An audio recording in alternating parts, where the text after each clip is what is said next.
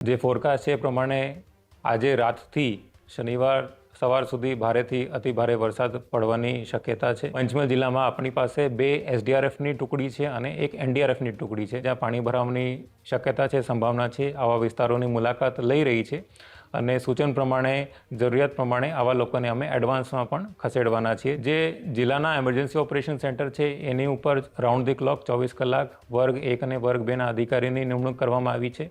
તમામ તાલુકાની અંદર વર્ગ 1ના અધિકારી જે છે એ હાજર રહેશે, જે સ્થાનિક પરિસ્થિતિ છે એના ઉપર નિગરાની રાખશે। નાગરિકોને ખાસ મારી અપીલ છે કે ભારે વરસાદ હોય આ સમયે ઓપનમાં ના નીકળે અને રોડ ઉપર જ્યારે પાણી ઓવરટોપિંગ થતું હોય ત્યારે બિલકુલ જોખમ ના લેવામાં આવે। કોઈ પણ પ્રકારનું વાહન આવી જગ્યા રોડ ઉપર ક્રોસ કરવાનો પ્રયત્ન ના કરે।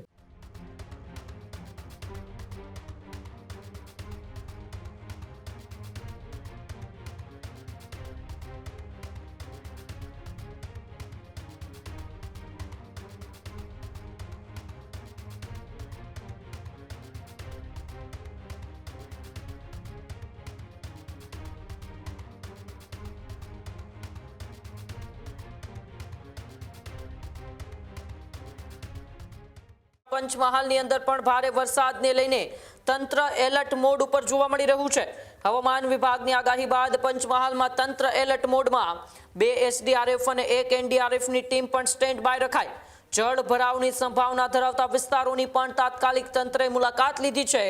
જોખમવાળા વિસ્તારોના લોકોને એ સલામત સ્થળે ખસેડવાની કામગીરી પણ હાથ ધરવામાં આવી છે। વર્ગ 1 અને વર્ગ 2ના અધિકારીઓ સતત છે તે પરિસ્થિતિ ઉપર નજર રાખી રહ્યા છે। પાવાગઢમાં પણ ભક્તોની સુરક્ષા માટે ખાસ વ્યવસ્થા કરવામાં આવી છે। જરૂર પડશે તો પગથિયા પર અવર જવર છે તે પણ બંધ કરી દેવાશે। કલેક્ટરે જોખમી કોઝવે પરથી પસાર ન થવાની પણ લોકોને અપીલ કરી છે।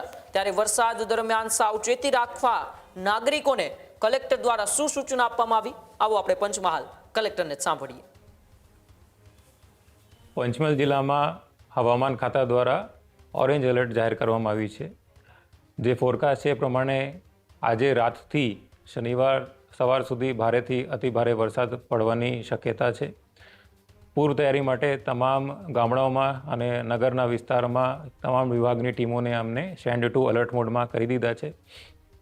પંચમહાલ જિલ્લામાં આપણી પાસે 2 એસડીઆરએફની ટુકડી છે અને એક એનડીઆરએફની ટુકડી છે। ત્રણેય ટુકડી એઝ ઓફ નાવ ફિલ્ડમાં છે, જે લો લાઇંગ એરિયા છે, જ્યાં પાણી ભરાવાની શક્યતા છે, સંભાવના છે। આવા વિસ્તારોની મુલાકાત લઈ રહી છે અને સૂચન પ્રમાણે જરૂરિયાત પ્રમાણે આવા લોકોને અમે એડવાન્સમાં પણ ખસેડવાના છીએ, જેથી રાતે અગર ભારે વરસાદ પડે તો પછી રેસ્ક્યુ ઓપરેશનમાં તકલીફમાં ના પડે।